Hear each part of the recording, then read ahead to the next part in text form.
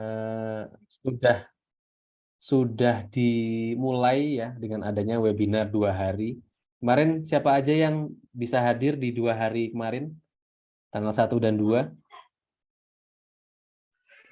Saya bisa hadir semua, Pak. Oh, alhamdulillah. Oke. Saya yang kemarin enggak, yang hari tanggal 1 yang hadir. Tanggal 1 hadir yang Bang Jatim Ya, dan Dana kemarin ya. tadi ya. Oh, siap. Baik. Ingatnya Nah, gini, oh iya jam 3 ada gitu. Ternyata, oh jam iya 1. yang hari Jumat yang ada jam 3. Oh, iya, iya. Oke, nggak apa-apa. So, jadi sebenarnya baik yang sudah ikut webinar kemarin maupun yang tidak, itu kan sebenarnya ya ini sesuatu yang mungkin sudah kita ketahui lah tentang lembaga keuangan formal ini. Ya, salah satunya bank. Ya, salah duanya apalagi ya Pegadaian kemarin salah satunya dan Dana sebagai perwakilan dompet digital. Ya, tapi kita mau bahas lebih detail supaya pengetahuan kita semakin bertambah dan wawasannya semakin luas bahwa di Indonesia itu ada beberapa macam lembaga keuangan formal. Ya, setelah pelatihan siang hari ini, harapannya bisa mengetahui apa saja lembaga keuangan formal di Indonesia, yang antara lain ada bank, ada Pegadaian, ada dompet digital, gitu ya. Yang kedua, memahami produk dan layanan keuangan yang disediakan oleh agennya. Jadi lembaga keuangan formal ini punya agen-agennya, ya, dan apa saja sih yang disediakan oleh agen lembaga keuangan formal ini. Yang ketiga adalah mengetahui layanan keuangan digital yang disediakan oleh agen lembaga keuangan formal. Dan yang terakhir, nah ini yang juga nggak kalah penting nih, terkait dengan layanan keuangan digital, kita penting untuk memahami tentang keamanan cyber dalam transaksi digital. Ya, oke, kita langsung aja masuk. Nah, di Indonesia itu ada 3 lembaga negara yang melakukan pengawasan terhadap lembaga keuangan formal. Yang pertama OJK, ya, Otoritas Jasa Keuangan. Yang kedua itu Kementerian Koperasi dan UKM, Kemenkop UKM. Sama yang ketiga adalah Bank Indonesia atau BI. Ya. Nah, masing-masing ini itu mengatur lembaga keuangan formal, tapi berbeda-beda nih. Nah, kalau OJK itu lembaga-lembaga yang diawasi atau dinaungi adalah yang pertama perbankan. Semua bank, baik dia bank konvensional maupun yang sekarang itu ada namanya bank digital ya. Bank digital itu bank yang tidak punya kantor sama sekali. Jadi semua layanannya murni dari aplikasi. Itu masuk kategori perbankan yang ngatur adalah OJK. Ya. Yang kedua itu adalah pasar modal. Pasar modal ini berarti terkait dengan bursa saham, ya, reksadana dan segala macam pokoknya yang terkait dengan pasar modal itu diatur oleh OJK. Ya, mungkin pernah dengar namanya IDX atau BEI, Bursa Efek Indonesia. Nah itu juga terkait dengan pasar modal. Yang ketiga itu ada industri keuangan non bank. Jadi yang bukan bank. Contohnya adalah asuransi, pegadaian. Nah, pegadaian ini termasuk yang non bank ya. Dana pensiun. Nah, dana pensiun ini juga lembaga-lembaga yang mengelola dana pensiun baik dari swasta maupun secara individu, ya. Dan yang terakhir adalah lembaga pembiayaan atau financing. Financing. Lalu yang keempat adalah lembaga keuangan mikro atau kita kenal dengan BPR, Bank Perkreditan Rakyat, yang biasanya melayaninya ke desa-desa, gitu ya. Ya, dia bank juga tapi untuk level yang lebih kecil, gitu ya. Yang kelima, nah ini adalah tentang dompet digital. Dompet digital itu kita kenal beberapa ya, ada Dana, ada GoPay dari Gojek, ada OVO, ada ShopeePay dari Shopee, kemudian ada Link Aja yang dimiliki oleh pemerintah, gitu ya. Itu adalah dompet digital. Jadi lima lembaga ini adalah lembaga-lembaga yang diawasi oleh OJK, gitu ya.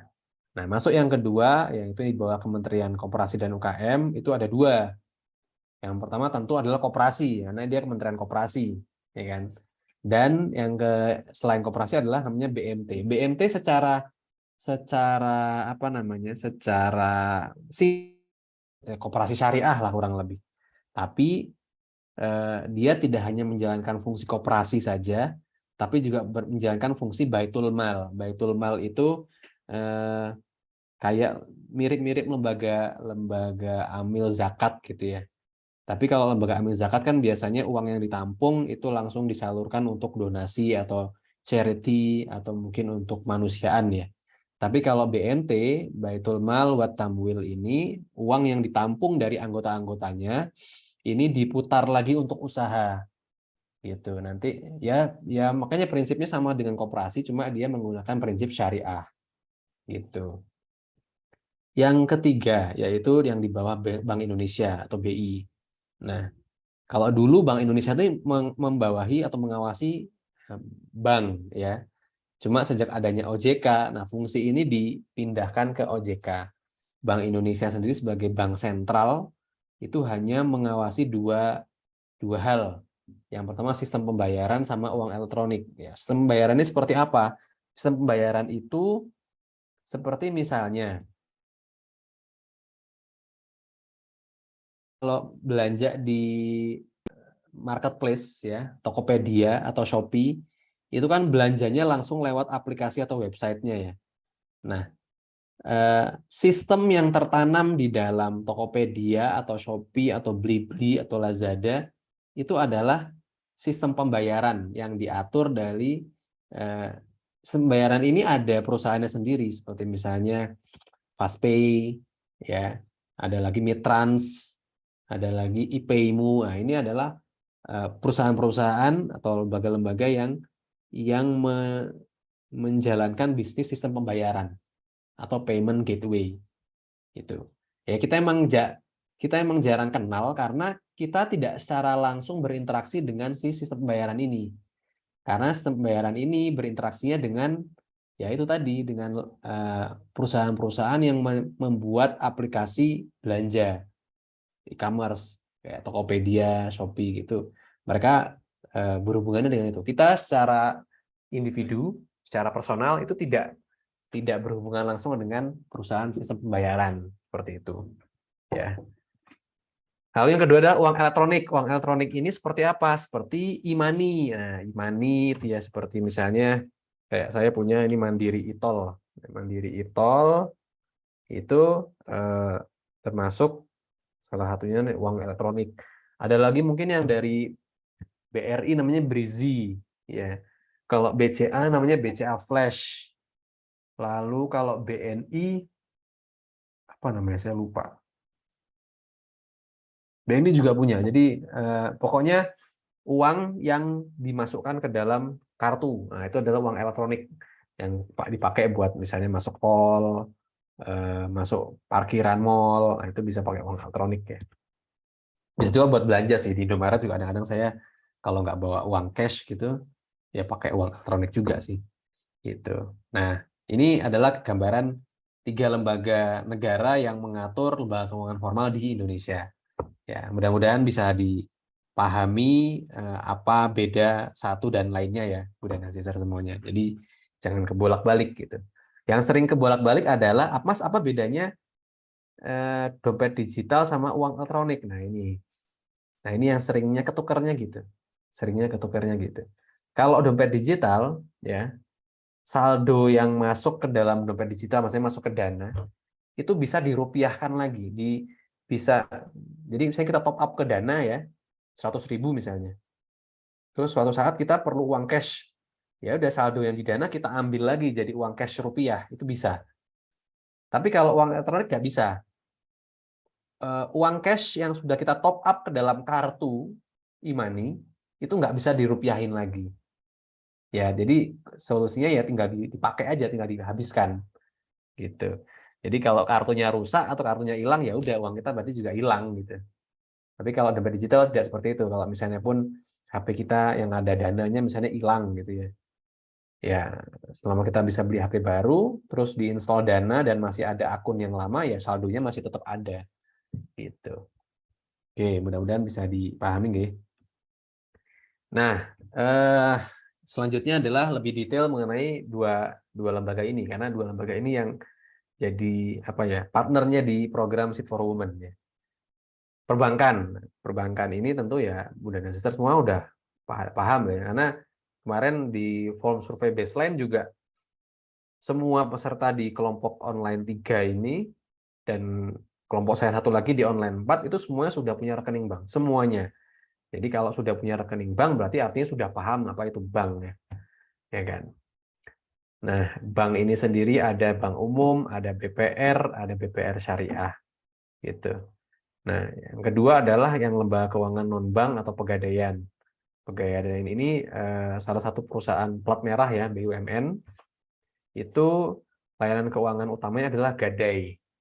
Jadi bisa meminjamkan uang dengan jaminan yang digadaikan. Jadi kalau misalnya kita punya sertifikat tanah atau rumah gitu ya, kita butuh uang cash ya, daripada kita menjual rumahnya atau menjual tanahnya ya kita gadaikan dulu ke pegadaian, nanti kita dapat uangnya. Lalu kalau kita udah punya uang lagi kita tebus dan sertifikatnya bisa kita ambil kembali. Seperti itu. Nah, selain ada gadai juga sekarang udah mulai dikembangkan dengan adanya tabungan dan cicilan emas, ada pembiayaan mikro, bahkan sampai pembiayaan ibadah haji ya. Itu udah bisa di Pegadaian. Jadi mungkin yang muslim khususnya yang sudah punya target, cita-cita, mimpi untuk mau melaksanakan ibadah haji ya bisa mulai membuka tabungan haji ya, bisa di bank, bisa juga di Pegadaian gitu ya. Nah, Pegadaian ini juga punya agen atau yang biasa disebut dengan agen Pegadaian. Seperti itu. Oke. Nah, yang terakhir ini adalah dompet digital. Nah, dompet digital ini sendiri punya batas dana yang bisa ditampung dalam dompet elektronik yaitu sebesar 10 juta rupiah. Jadi saldo maksimal di dalam akun Dana kita itu di 10 juta rupiah.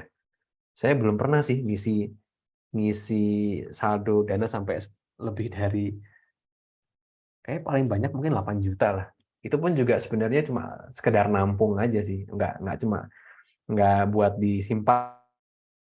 Agak khawatir misalnya tiba-tiba dihack atau apa ya hilang uangnya gitu ya. Tapi ya mungkin boleh dicoba nih di top up lebih dari 10 juta bisa apa enggak. Tapi kalau menurut aturan tidak bisa ya. Ada batas dananya untuk bisa maksimal di 10 juta rupiah. Oke.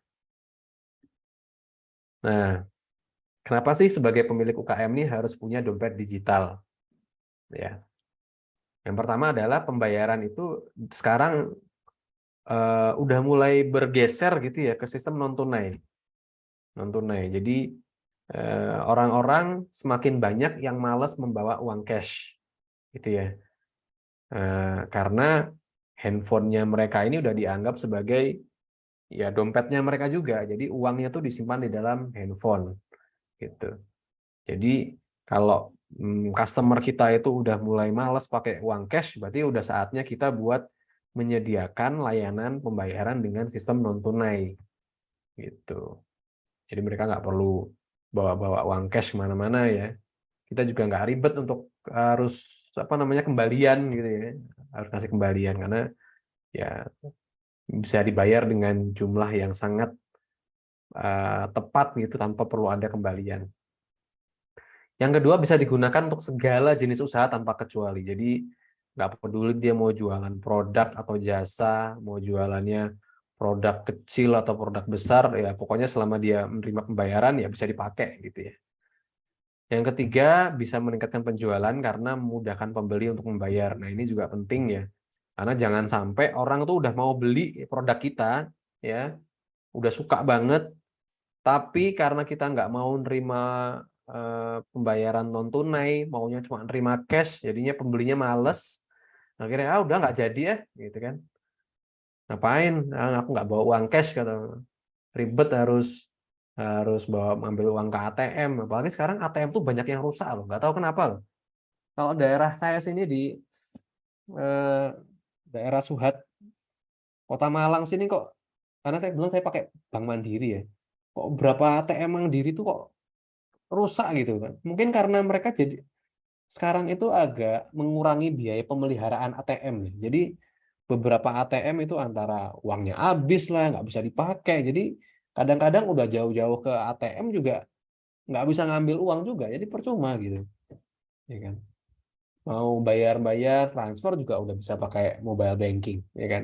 Ke ATM tuh ya murni cuma buat kalau nggak ngambil uang cash ya, top up e-money kalau misalnya HP-nya lagi error buat NFC-nya gitu. Ya, udah itu doang. Sisanya jadi eh, ngurangin frekuensi ngambil uang di ATM sekarang jadinya. Karena kebanyakan kebanyakan apa namanya langganan saya udah bisa pakai non tunai. Kayak saya bayar laundry udah bisa pakai non tunai. Mau belanja sembako juga warung dekat rumah udah bisa pakai kris gitu. Jadi udah makin jarang gitu untuk bawa uang cash. Uang cash bawa tapi tetap cuma buat jaga-jaga aja gitu kan. Lalu keamanan lebih terjamin karena dilengkapi dengan sistem keamanan yang berlapis ya. Ada passwordnya, ada PIN-nya, ada kode OTP-nya gitu ya. Dan lebih aman karena bisa menghindari mendapat uang palsu, ya kan? Uang rusak atau mungkin kehilangan uang. Oke, yang kelima adalah manfaatnya pengeluaran menjadi lebih terkontrol karena kita bisa melihat kan riwayat transaksi sebelumnya. Kan kayak di Dana ini kita ada bagian untuk histori ya.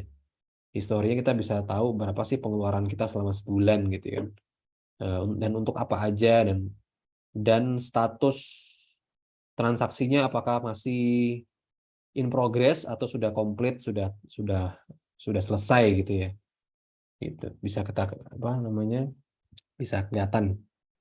Kalau misalnya kita pakai uang tunai kan kita masih harus manual ya nulis pengeluaran kita ya. Kayak kita kemarin mencatat pengeluaran secara manual ya itu karena kita pakai uang cash. Tapi kalau misalnya pakai digital ya udah semua udah tercatat gitu ya secara otomatis. Yang keenam, pencatatan transaksi digital lebih mudah, sistematis dan akurat ya. Bisa menyediakan informasi mengenai permintaan pelanggan, bermanfaat bagi UKM untuk bisa memprediksi pembelian stok barang berdasarkan minat dan kebutuhan pelanggan. Nah, ini saya nggak terlalu paham ini maksudnya di bagian apa ya. Mungkin kalau menggunakan aplikasi seperti POS gitu ya, point of sales gitu, seperti misalnya kalau kayak di kafe atau restoran itu kan aplikasi kasirnya udah pakai aplikasi POS ya. Mungkin bisa ketahuan nih berapa produk apa yang paling laris, lalu dikaitkan dengan pembelanjaan apa barang yang harus segera dibelanjakan gitu.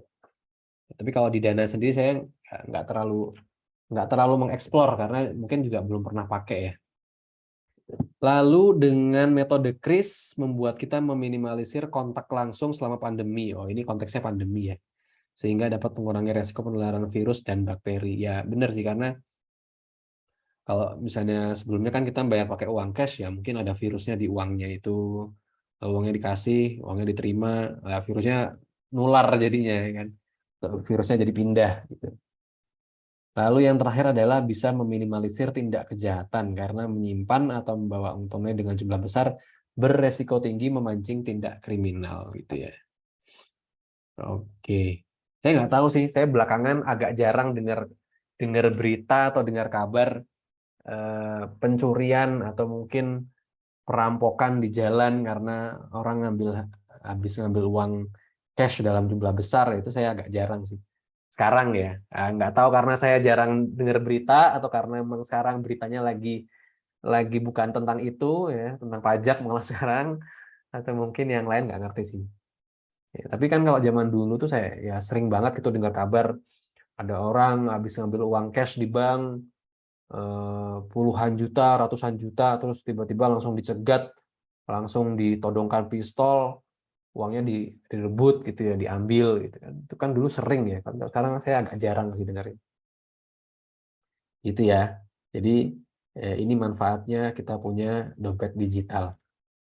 Nah, untungnya kemarin juga di pelatihan 2 ada gimmicknya itu adalah saldo dana ya. Jadi mau nggak mau Bunda dan Sister semuanya mau nggak mau ya harus punya akun dana ya. Yang nggak punya akhirnya ya install, akhirnya daftar gitu. Oke. Nah, nih kita flashback dulu nih. Gimana nih PR mencari agen lembaga keuangan formal?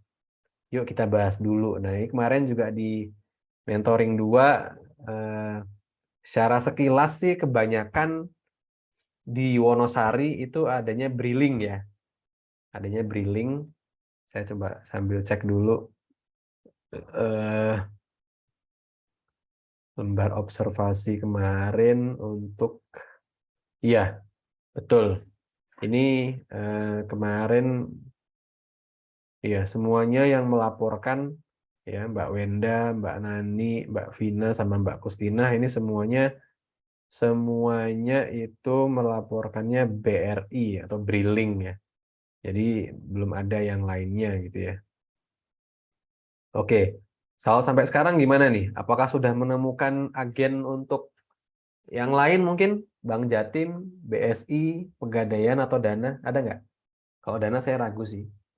Tapi Kalau kalau agen belum ada sih, seperti soalnya kan Bank Jatim juga jangkauannya 2 kilo. Terus pengguna Bank Jatim kan juga rata-rata bukan semua orang pakai Bank Jatim. ya, Umumnya BRI juga di sini. hmm. Agen BNI yang terdekat ada. Agen Mbak atau banknya? Agen BNI bisa tarik tunai juga kok. Oh gitu. Oh Iya. iya ya. Oke oke oke. Link BNI. BNI Dekat ya. pengguna nih. Oke oke. Wah menarik ini. Jadi saya catat aja di sini deh, Mbak Wenda. Ini reportnya ada lagi ya, BNI ya. BNI itu kodenya F. Ya. Oke, jadi Mbak Wenda menemukan ada BRI sama BNI. Kalau Bunda dan yang lainnya gimana nih? Temu nggak? Misalnya ada Bank Jatim, BSI mungkin, atau mungkin agen Pegadaian. Kemarin juga Mbak Anggi juga menginfokan ya, bagi yang mau menjadi agen apa kemarin Mbak? BSI ya? Ada ya BSI. Kalau ada yang mau jadi agen BSI, 10 orang pertama akan ada free biaya pembuatan rekening. Gitu. Ya, jadi buat Bunda Sister yang mungkin tertarik untuk menjadi agen BSI ya, bisa daftar ke Mbak Anggi. Itu oke, kita lanjutkan. Oke. Tapi saya mau nanya dulu sih sebenarnya. Dengan adanya apakah bisa membantu ya atau solusi buat Bunda dan Sister di sini yang domisili di Wonosari atau sebenarnya ya biasa-biasa aja gitu karena mungkin kalau yang batch sebelumnya ya karena emang udah pada pakai rekening ya, udah pada punya rekening, udah pada pakai mobile banking gitu.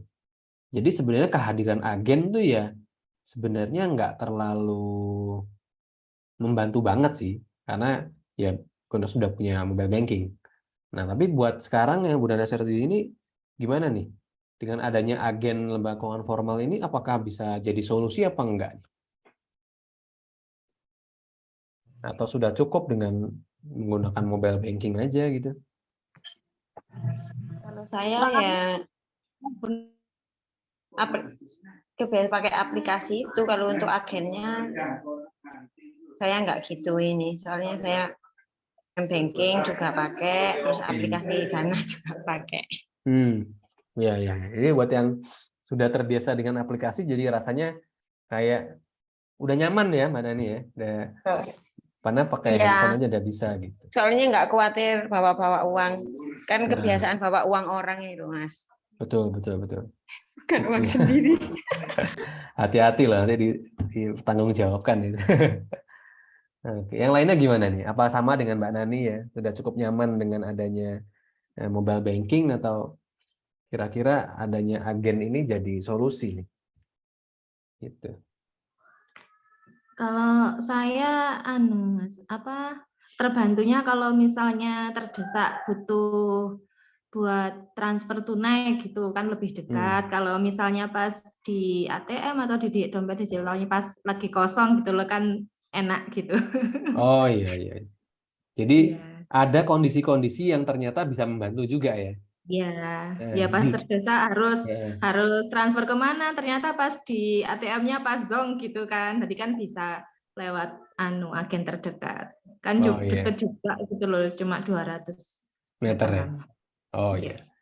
Oke, jadi emang mungkin tidak semua aplikasi bisa kita andalkan ya. Kadang-kadang agen-agen seperti ini yang ternyata bisa membantu juga ternyata ya.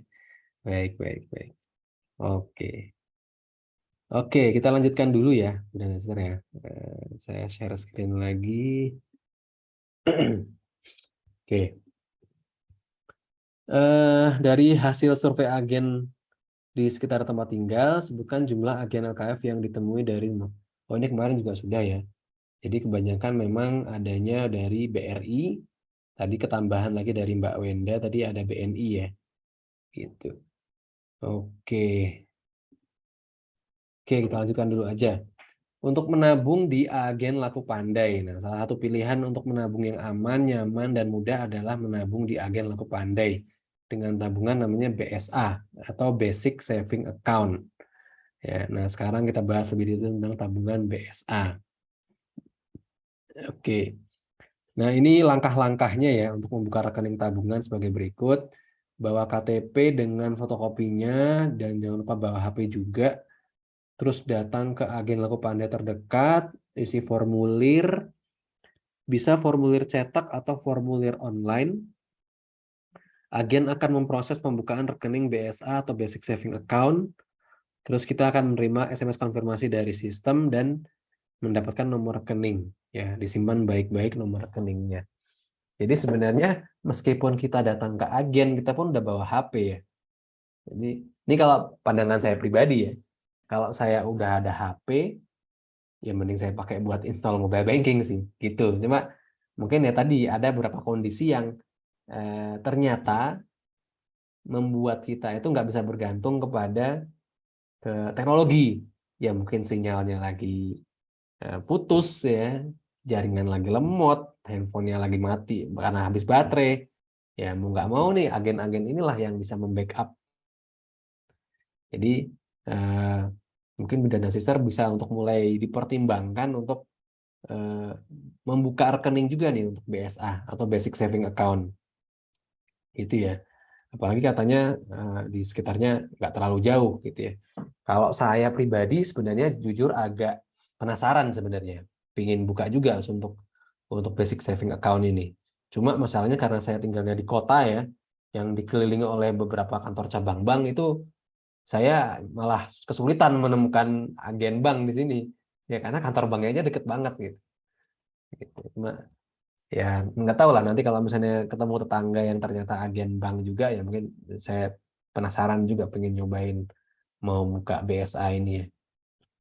Nah, oke.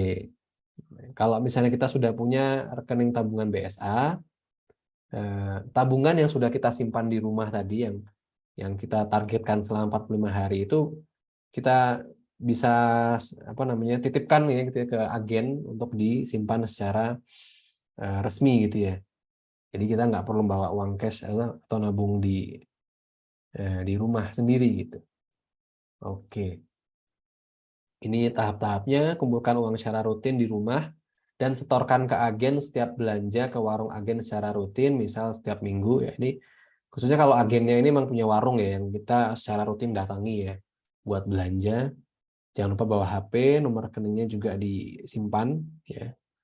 Terus nyerahkan uang tabungannya, ya udah tabungannya sudah bertambah jumlahnya gitu ya.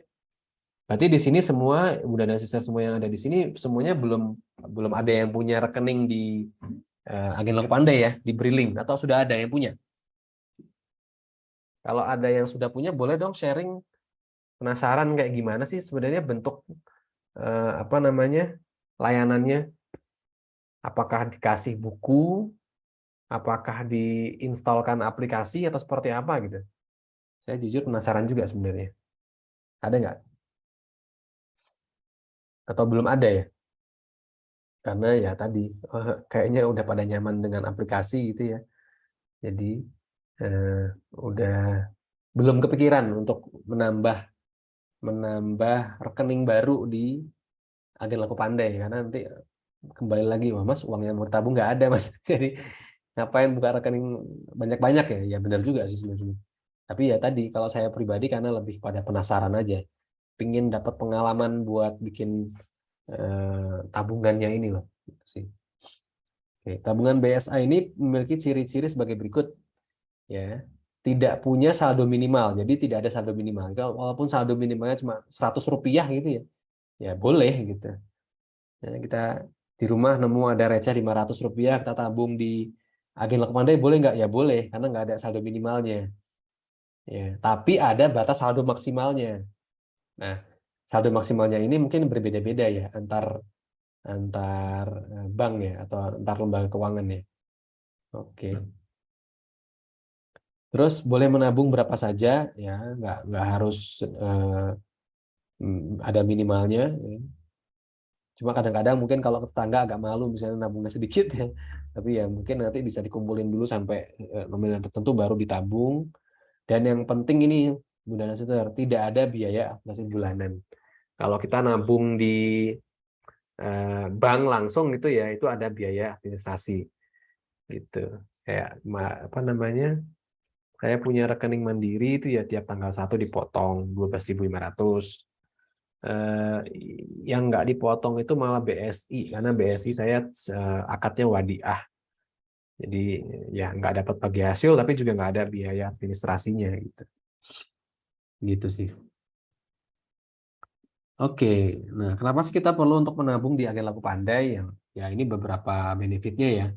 Lokasinya relatif dekat ya karena tergantung lokasi juga sih sebenarnya, tapi relatif dekat, tidak perlu jauh-jauh ke kantor bank. Yang kedua, uang tabungannya aman kalau dibandingkan dengan disimpan di rumah yang mungkin ada resiko-resiko dicuri, mungkin kebakaran, atau mungkin dimakan rayap gitu ya. Yang ketiga, tidak ada biaya administrasi bulanan ya kalau dibandingkan dengan menabung ke bank langsung ya. Yang keempat, bebas menabung berapa saja, nggak ada saldo minimal ya. Kemudian, nah itu dia. Selain itu, agen LKF juga bisa melayani layanan keuangan digital juga loh. Nah, apa sih maksudnya layanan keuangan digital? Nah, yuk kita lihat tabel informasi terkait produk layanan dan biaya dari 4 partner program berikut ya. Nah ini ada tabelnya, ada Bank Jatim, ada BSI, Pegadaian, sama Dana. Tapi ini untuk dananya premium ya. Karena Dana ini kan kita harus upgrade gitu untuk bisa mendapatkan layanan yang lebih. Yang pertama dari segi biaya administrasi pembukaan rekening. Untuk Bank Jatim gratis, untuk BSI ada 5.000, untuk Pegadaian untuk tabungan emas 10.000. Di Pegadaian ini tidak ada BSA ya, karena BSA ini hanya ada di mungkin bank ya, Bank Jatim atau BSI. Kalau untuk kedua digital juga gratis, tidak ada biaya administrasi pembukaan. Kalau biaya administrasi bulanannya hampir semua nggak ada kecuali Pegadaian. Pegadaian ini 30.000 per tahun. Berarti sebulannya sekitar 2.500 ya. Relatif kecil ya sebenarnya. Gitu ya. Tapi kalau misalnya kadang-kadang kita kalau boleh memilih antara ada biaya sama nggak ada biaya ya secara manusiawi kita milih yang nggak ada biaya dong ya kan, bener nggak sih? Oke, saldo minimalnya tidak ada. Kalau Pegadaian di strip karena ya kalau di Pegadaian kan nabungnya lebih ke emas gitu ya. Saldo maksimalnya ternyata 20 juta malah. Saldo maksimalnya 20 juta. Oh, kalau dana premium malah 20 juta. Berarti kalau yang dana biasa mungkin yang 10 juta ya. Tapi kalau dana premium dia di angka 20 juta. Oke. Biaya administrasi store tunainya gratis ya. Kalau BSI, untuk nabungnya dikenain biaya 1.000. Oh, jadi kalau gitu jangan nabung di bawah 1.000 dan kalau nabungnya 500, biaya administrasinya 1.000 ya kita tekor dong, ya kan? Jadi ya paling enggak lu nabungnya ya 100.000 kali ya, biar nggak nggak eman gitu. Jadi kalau misalnya nabungnya cuma 5.000, biaya administrasinya 1.000 ya, udah tinggal 4.000 dong uang kita, gitu ya. Oke, jadi makanya kalau misalnya milih BSI ya, mending disimpan dulu, ditabung, dikumpulin dulu, udah gede baru dititipin. Nah, kalau di Dana itu tergantung sih. Kalau misalnya kita nabungnya melalui Alfamart, Alfamidi, Dan, Lawson, Pegadaian, dengan Terpos itu ada biaya 2.500. Kalau saya sendiri ngisi saldo Dana ya langsung dari aplikasi mobile banking mandiri sih, Livin. Jadinya emang nggak ada biaya. Gitu. Tapi karena ini store tunai ya. Kalau store tunai berarti dari cash ke digital ya. Oke. Ya bisa diakalin sih sebenarnya kalau kita punya rekening lain ya. Uang cashnya kita simpan ke bank dulu, gratis kan, nggak ada biaya. Dari rekening bank baru masukin ke Dana. Jadi emang ada dua tahap. Jadi kita jadi lebih hemat 2.500, jadi nggak ada biaya store tunainya. Yang selanjutnya biaya administrasi tarik tunai. Nah, kalau tarik tunai hampir semuanya ada biaya ya. Bank Jatim 3.000, BSI 3.500, Pegadaian tidak ada. Kalau Dana ini ternyata ada maksimal gratis sebenarnya, tapi cuma untuk 3 kali per bulan. Selanjutnya dikenakan biaya 3.000. Oke. Saya belum pernah sih, jujur belum pernah narik tunai dari Dana ke cash, itu belum pernah ya. Sama kayak tadi, kalau perlu ambil uang cash dari Dana ya mending dari Dana pindahin dulu ke bank, baru tarik tunai di ATM gitu. Kalau tarik tunai maksimalnya Bank Jatim 5 juta per bulan, Bank Syariah Indonesia 5 juta per bulan. Kalau di Dana 250.000 untuk transaksi pertama, selanjutnya bisa mencapai 1 juta per transaksi. Oh, ini untuk tarik tunai ya. Oke. Oke, selanjutnya untuk biaya transaksi transfer sama bank. Kalau Bank Jatim gratis, BSI 2.000, kalau Dana gratis. Oke, ini juga sebenarnya ada batasnya sih. Maksudnya apa ya, transfer sama bank? Kan Dana bukan bank ya. Maksudnya yang ini mungkin. Ya, kalau misalnya ke lain bank itu 6.500, kalau ini 6.500, kalau misalnya Dana ini gratis, tapi cuma maksimal 10 kali per bulan. Ini yang saya suka dari Dana ya ini nih. Transfer ke banknya gratis. Meskipun dibatasin 10 kali per bulan, tapi buat saya itu cukup gitu. Setiap bulan paling ya maksimal transfer 8 kali lah ke bank gitu. Jadi masih cukup. Kalau sekarang malah ada BI Fast itu cuma 2.500 sih sebenarnya.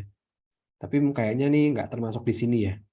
Kalau layanan di agen itu tidak bisa menggunakan BI Fast. Oke. Untuk biaya administrasi transaksi pembayaran, nah ini ada beberapa listnya ya. Saya nggak tahu ini update atau enggak, tapi mudah-mudahan update sih. Jangan sampai nanti misalnya ada perbedaan ya. Ya berarti ada update gitu aja ya. Ada PLN, postpaid 2.500, tagihan listrik 2.500, BPJS 2.500, PBB sesuai kebijakan kabupaten kota, PKB 5.000. Oke. Ini biaya-biayanya saya nggak akan detailkan ya. Oke. Kalau ini untuk transaksi pembeliannya, ya ini prinsipnya tinggal dicek aja di modul ya, Ibu. Ya kalau ada perbedaan ya berarti mungkin ada update gitu aja. Untuk top up saldo dan digitalnya ada biaya juga. Oke. Nah, selanjutnya cara membuka rekening simpanan laku pandai di Bank Jatim. Ini bisa dicek juga di modul aja kali ya. Maksudnya nggak perlu dijelaskan secara detail. Ya, datang ke lokasi agen, ini ada logo Bank Jatim dan logo laku pandai. Ya pasti bawa identitas untuk KTP atau mungkin penggantinya kartu sehat, keterangan domisili, isi identitas ya sama lah seperti buka rekening bank seperti biasa nih. Kalau BSI juga kurang lebih sama, tapi harus ada merapai aktif. Oh malah ini harus bawa NPWP, ya, ngisi form, lalu setoran awalnya minimal 5.000. Kalau Pegadaian bawa KTP paspor, mengisi formulir pembukaan rekening tabungan emas, biaya pembukaannya 10.000, lalu biaya transaksi tabungan emasnya. Kalau dompet digital ya udah pasti tinggal install aja di handphone masing-masing, terus daftar, udah tinggal isi aja isian-isian di dalamnya, sama mungkin untuk validasinya nanti harus upload foto KTP sama foto selfie ya. Simple banget. Oke ya. Oke, sampai sini dulu. Mungkin ada yang mau ditanyakan atau ada yang kurang jelas mungkin, atau bisa dipahami semua? Aman ya? Aman sih kayaknya. Udah pada pinter-pinter ya. Udah nggak perlu jelasin secara detail. Oke, kita lanjutkan.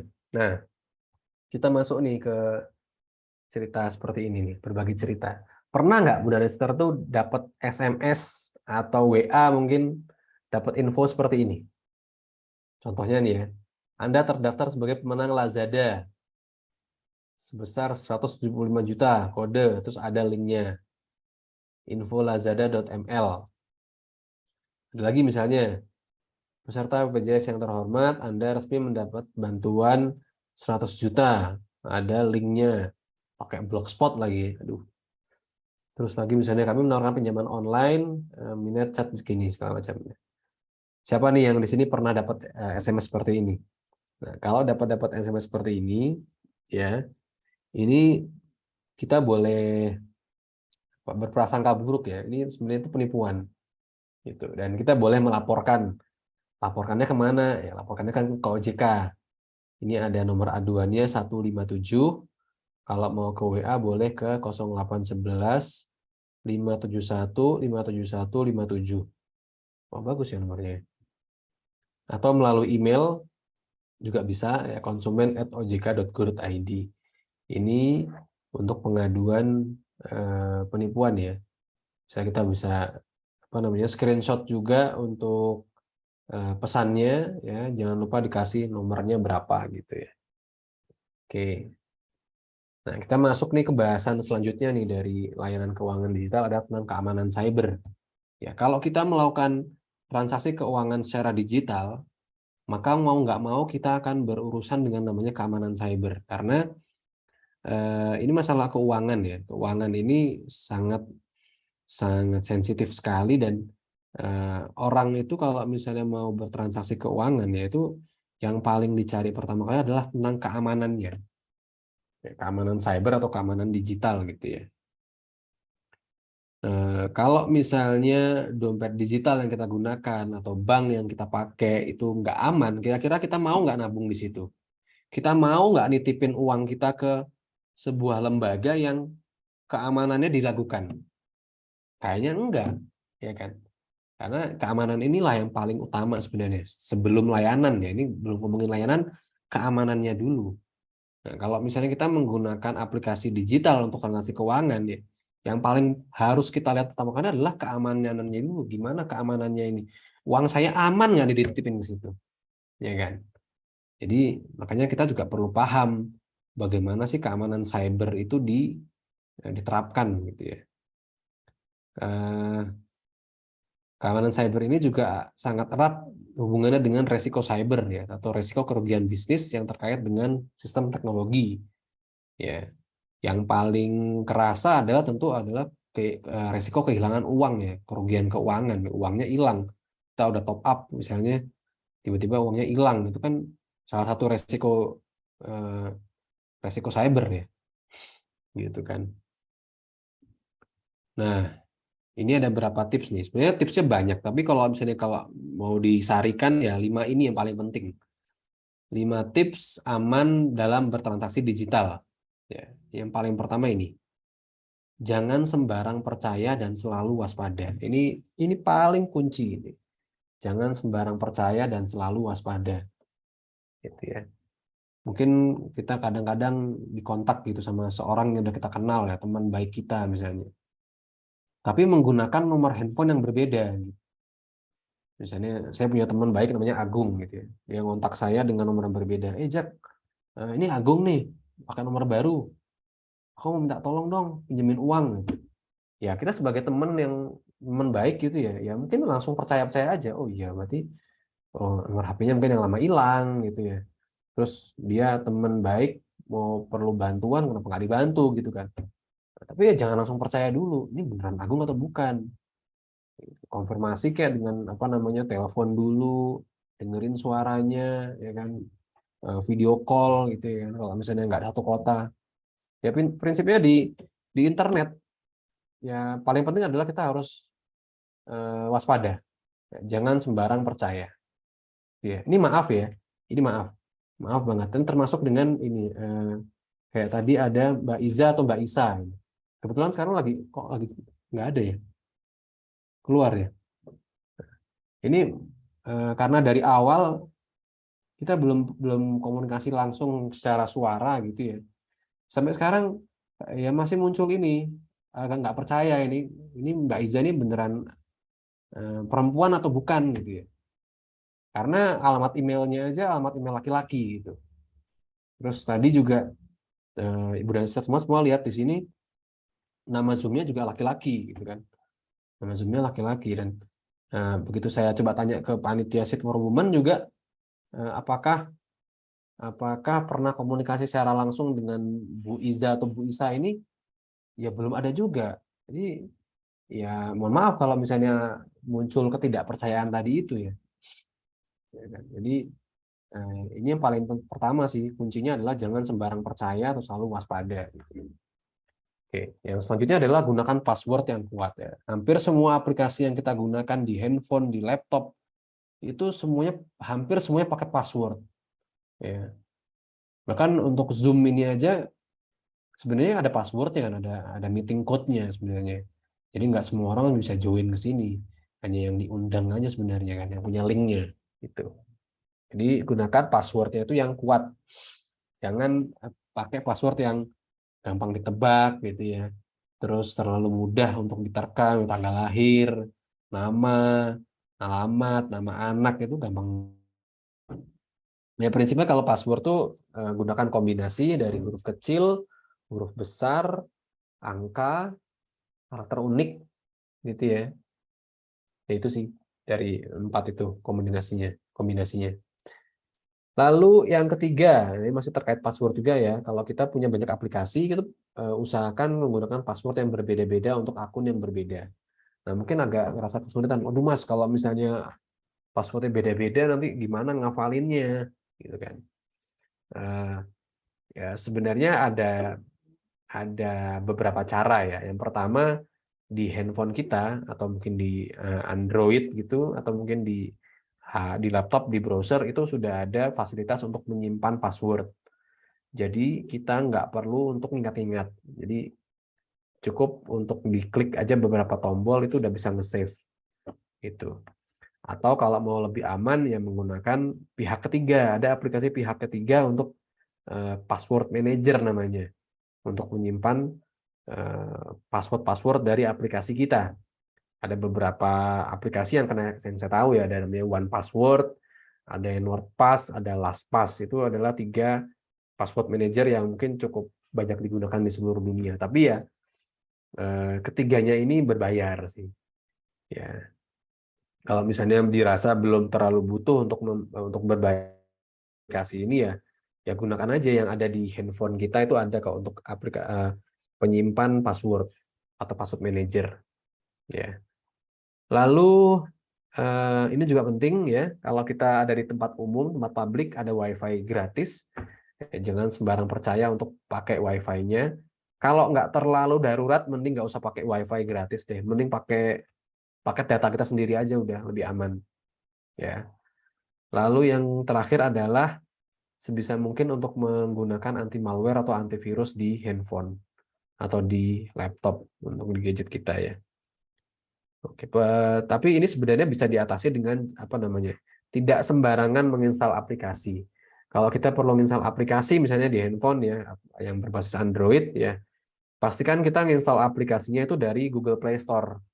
Jangan sembarang kita download aplikasi di internet, kita download, kita install, ya keamanannya diragukan karena di Google Play Store itu sudah dipasangin sistem keamanan yang untuk melindungi penggunanya itu dari virus-virus ya atau malware di dalam aplikasi itu. Jadi jangan sembarangan install. Kalau misalnya ada orang ngirim pesan ada kodenya .apk, nah itu aplikasi itu jangan diinstal, jangan diklik ya. Karena bisa jadi dia mengandung virus gitu ya. Jadi kalau misalnya perlu install aplikasi, ya install aplikasinya yang dari Google Play Store. Gitu. Oke, selanjutnya, nah ini untuk lebih detail mengenai keamanan cyber itu juga ada di Micromentor ya Bunda Nasiser. Ya, ini bisa linknya saya coba ketikkan aja kali ya di kolom chat ya. Ini biar nanti Bunda Nasiser tinggal klik aja ya. Lalu bisa langsung coba untuk belajar dari sana. Seri keamanan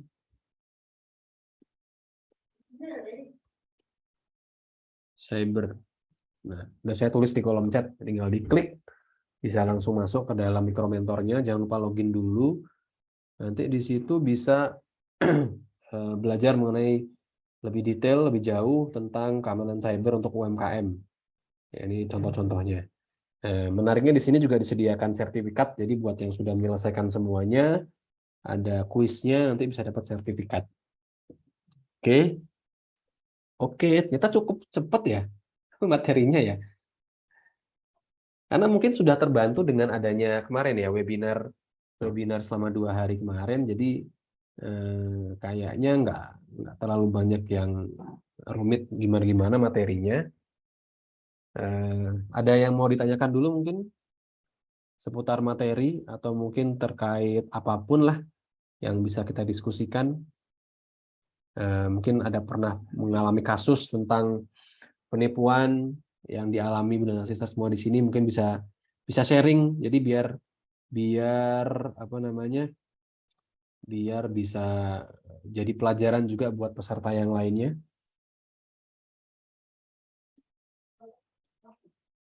Ada nggak yang pernah ngalamin musibah atau mungkin kejadian penipuan secara digital? Ada nggak?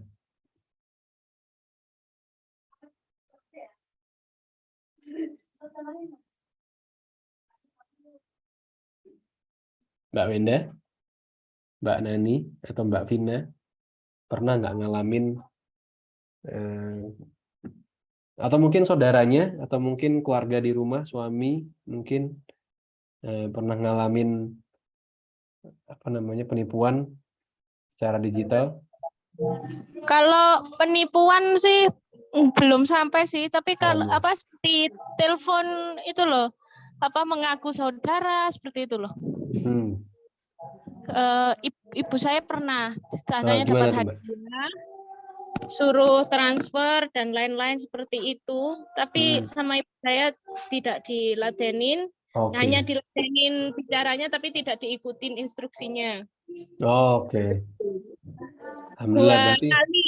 Dua kali pertama itu dapat hadiah, yang kedua kasus kantor polisi, katanya adik saya kena kasus narkoba, padahal adik saya masih kelas 6 SD waktu itu. Di rumah. Seperti itu.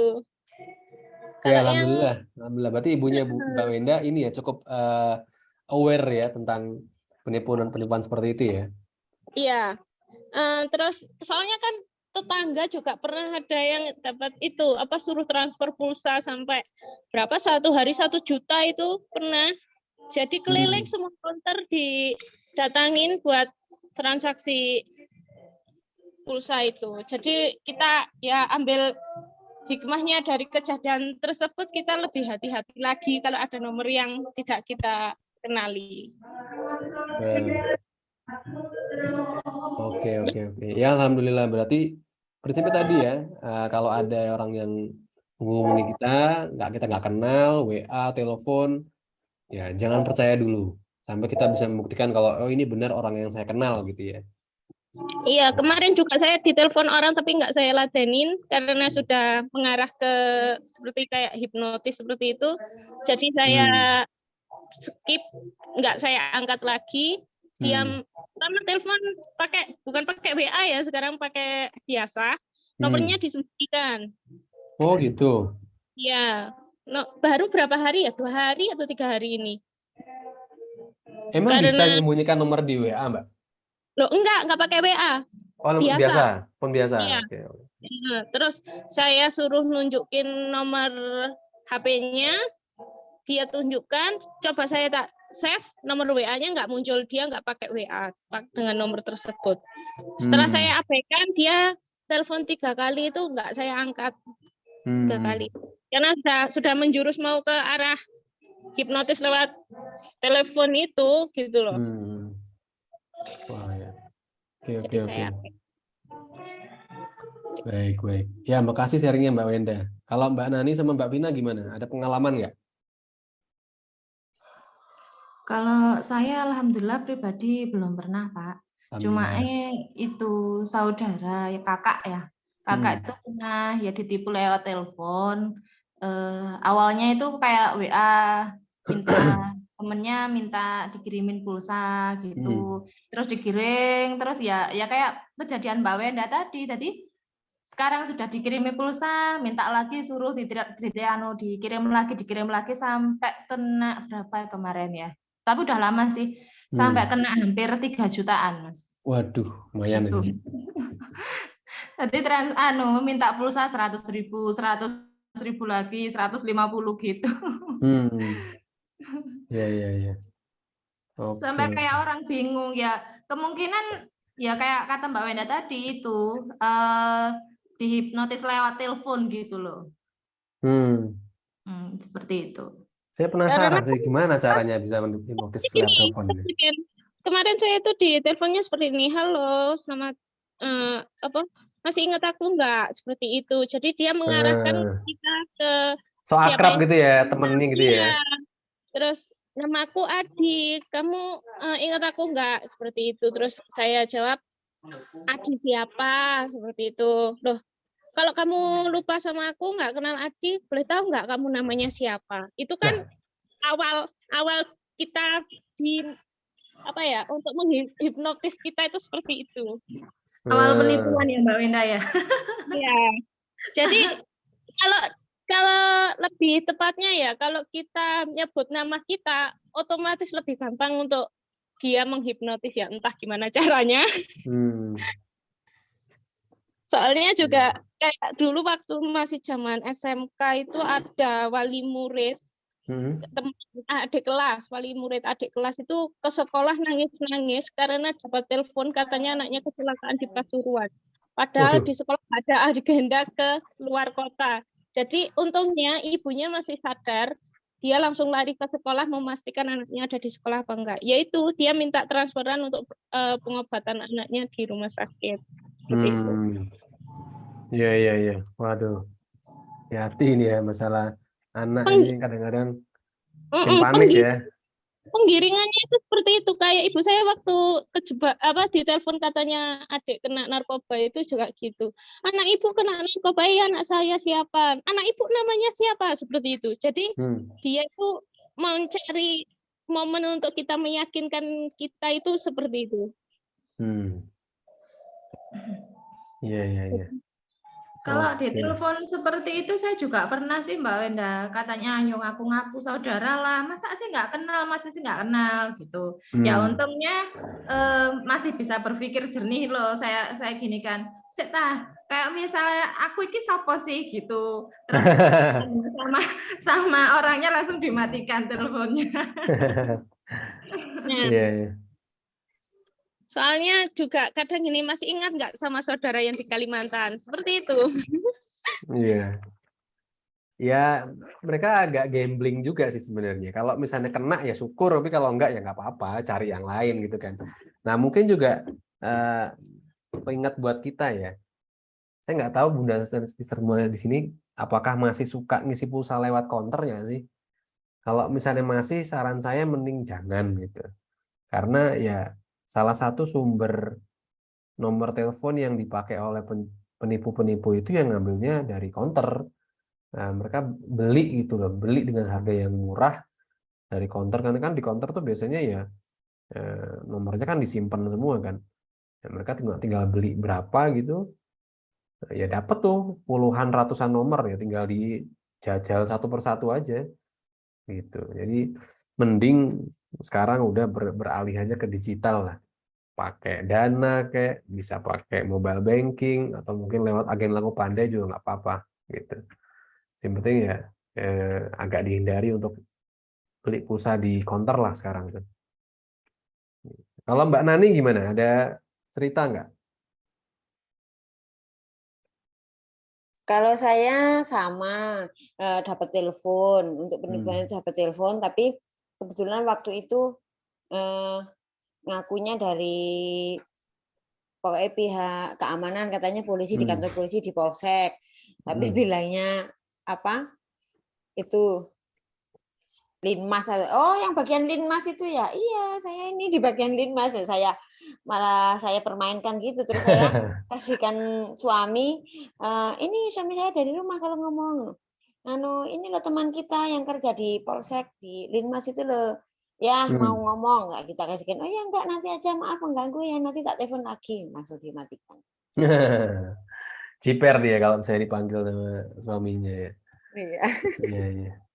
Oke lah. Jadi sebenarnya secara umum ya dari tiga peserta yang ada di sini semua itu udah pada aware sih sebenarnya untuk penipuan. Nah, ini tanggung jawab kita juga untuk mendidik atau mengedukasi orang-orang di sekitar kita ya, warga kita gitu. Apa namanya, tetangga kita bahkan. Jadi jangan sampai untuk terjebak ke dalam kejahatan cyber tadi. Oke, mungkin kita bisa lanjutkan dengan mengisi post-test ya, karena secara materi udah selesai ini. Ini saya share lagi di apa namanya, chatnya Zoom. Bisa tolong diisi post-testnya. Nah, silakan. Udah diisi dulu post-testnya.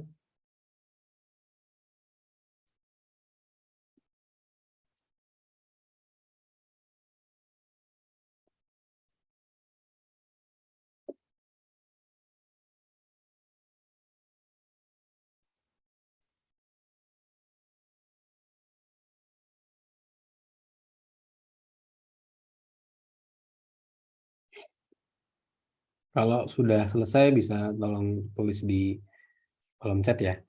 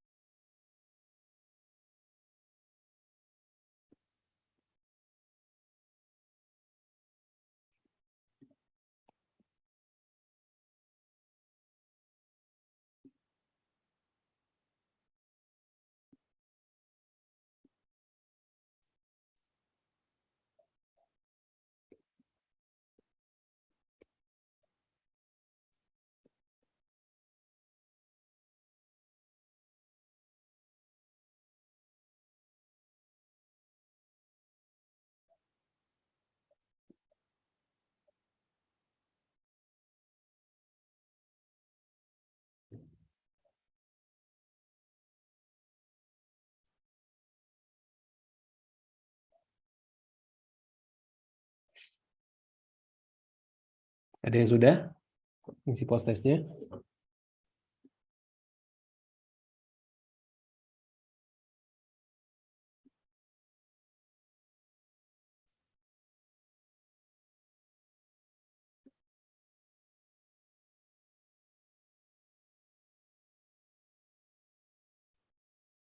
Karena Mbak Anggi juga kayaknya keluar dari Zoom, jadi minta tolong yang sudah diinfokan di chat ya. Oke, Mbak Wenda sudah.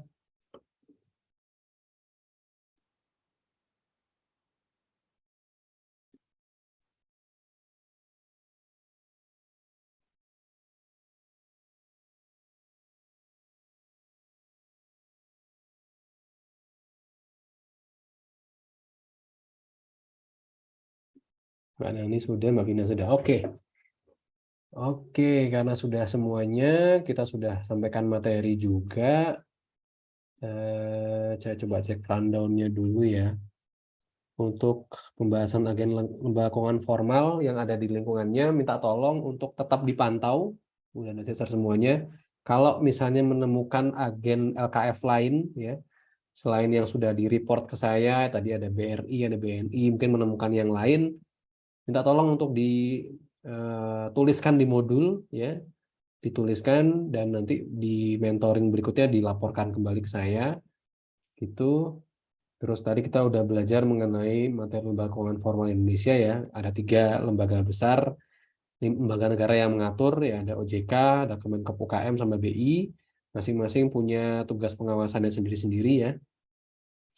Lalu terkait agen lembaga keuangan formal yang menjadi partner program juga sudah dijelaskan, ada Bank Jatim, BSI, Pegadaian, dan Dana. Di modul ada detail biaya dan layanannya, ya, silakan dicek kembali. Lalu untuk keamanan cyber, untuk transaksi digital, ya pastikan kita semua menerapkan tips-tips praktis untuk menjaga menjaga diri kita dari serangan-serangan cyber ya, terutama yang terkait dengan layanan keuangan digital, gitu ya. Selanjutnya saya mau mengingatkan untuk tetap melanjutkan kebiasaan baik menabung ya setiap hari dengan jumlah minimal yang sudah ditetapkan sebelumnya ya. Ingat ya, boleh lebih dari target tapi tidak boleh kurang. Terus yang kedua, untuk tetap melakukan pencatatan keuangan usaha dan memisahkan antara uang usaha dan pribadi. Gitu. Nah, yang Bunda dan Sister yang semua sudah bisa menabung secara rutin tanpa bolong, ya silakan ditempelkan stiker bintangnya, ya. Tapi kalau misalnya ada bolong ya berarti jangan ya. Ini dituntut kejujurannya masing-masing aja, ya. Saya nggak akan ngecek satu persatu. Silakan diaplikasikan sendiri. Kalau misalnya sudah bisa berhasil tanpa bolong, ditempelkan stiker bintang yang dikirimkan oleh MCI. Lalu kalau misalnya uangnya sudah terasa cukup banyak dan bisa ditabung ke lembaga keuangan formal, silakan ditabung. Ya, kalau misalnya ke bank kejauhan bisa coba cari agen LKF-nya, gitu ya. Dan yang paling penting adalah tadi tetap berhati-hati dalam melakukan transaksi digital. Ya, jangan sembarangan install aplikasi, jangan sembarangan pakai WiFi di tempat publik. Password harus yang aman, yang susah ditebak, ya. Dan yang paling penting adalah jangan gampang percaya dengan orang yang kita tidak ngelihat muka orangnya atau mungkin tidak dengar suaranya secara langsung, gitu ya. Oke, proses juga sudah. Nanti saya minta tolong Mbak Anggi buat ngecek. Berarti kita udah selesai semuanya. Mungkin terakhir saya minta tolong untuk foto mungkin ya, foto yang yang bisa open cam, silakan open cam. Itu mungkin bisa yang di rumah mungkin bisa pakai jilbab dulu dan sebagainya. Ya, sebentar aja kita untuk dokumentasi Zoom kita siang hari ini. Oke.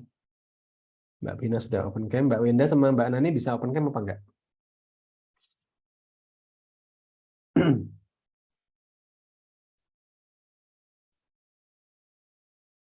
Kalau itu apa Mbak Vina? Kelompok masyarakat rakyat jenaka itu apa?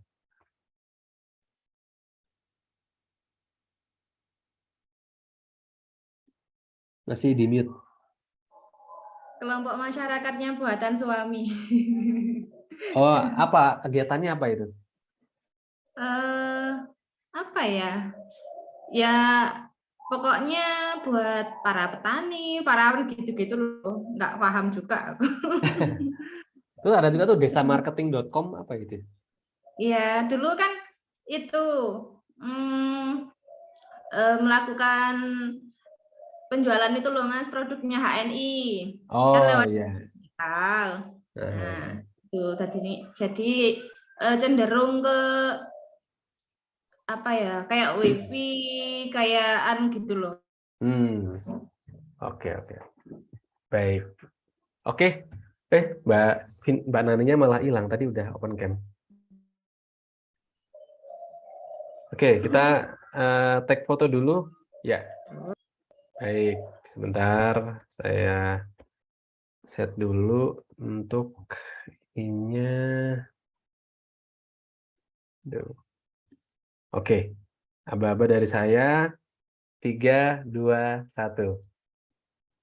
Oke, terima kasih Bu dan Cesar semuanya. Sampai ketemu lagi di event selanjutnya yaitu mentoring 3 sama nanti di pelatihan keempat mudah-mudahan kita bisa adakan secara offline di Wonosari nggih. Oke. Baik, kita Ditunggu. akhiri dulu. Terima kasih banyak buat kehadirannya. Mohon maaf kalau ada kekurangan. Saya tutup. Assalamualaikum warahmatullahi wabarakatuh. Waalaikumsalam. Waalaikumsalam warahmatullahi wabarakatuh.